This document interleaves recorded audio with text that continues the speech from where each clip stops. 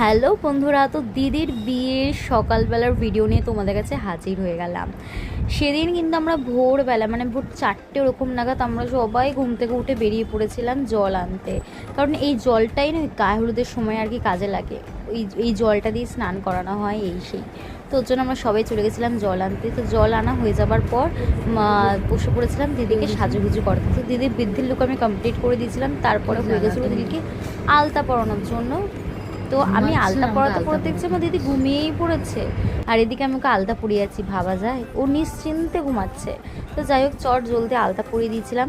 তারপরে দেখলাম যে ঠাকুরমশাই চলে এসেছিলো, আর আমাদের ওর মানে গায়ে হলুদ সমস্ত রিচুয়ালস কিন্তু আমার বাড়িতেই হয়েছে। তো বাড়িতেই সমস্ত কিছু প্যান্ডেল ট্যান্ডেল করা হয়েছিল। তো তারপরে ওকে নিয়ে আমরা চলে গেছিলাম একটু ফটোশ্যুট করাতে।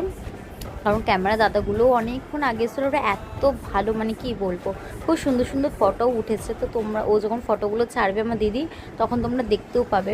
তো তারপর বৃদ্ধি কমপ্লিট হয়ে গেল। তারপরে দিদিকে গা হলুদের জন্য রেডি করছিলাম, তখন দেখলাম ছেলের বাড়ি থেকে কিন্তু তত্ত্ব হাজির হয়ে গেছে। তত্ত্ব গায়ে হলুদ মানে সমস্ত কিছু চলে এসছে। তো দিদি জলদি জলদি রেডি হয়ে গেছিলো, তারপর বসে পড়েছিল গায়ে হলুদের জন্য। মানে দেখতে দেখতে না মানে দিনটা যে কত তাড়াতাড়ি চট জলদি কেটে যাচ্ছিলো। মানে দিদির বিয়ে আসবে আসবে এই ব্যাপারটা, যে কোনো কিছুই অনুষ্ঠান আসবে আসবে এই ব্যাপারটাই ভালো লাগে।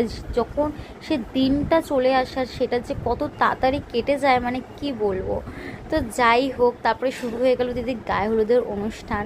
তো আমরা ভীষণ মজা করেছি, খুব সুন্দর সুন্দর রিলস বানিয়েছি, সেটা তোমরা সবাই পরে দেখতে পাবে। তো চলো টাটা বাই বাই, আজকের ভিডিওটা এই অবধি।